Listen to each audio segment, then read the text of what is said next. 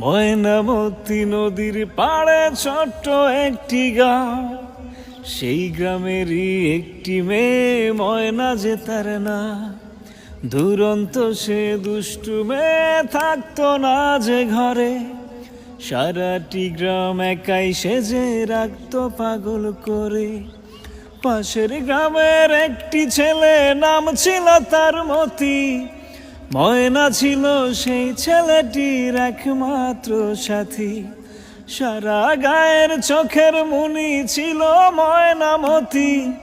এই গ্রামেতেই ছড়িয়ে আছে ময়নামতির স্মৃতি রে, ময়নামতির স্মৃতি, ময়নামতির স্মৃতি রে, ময়নামতির স্মৃতি।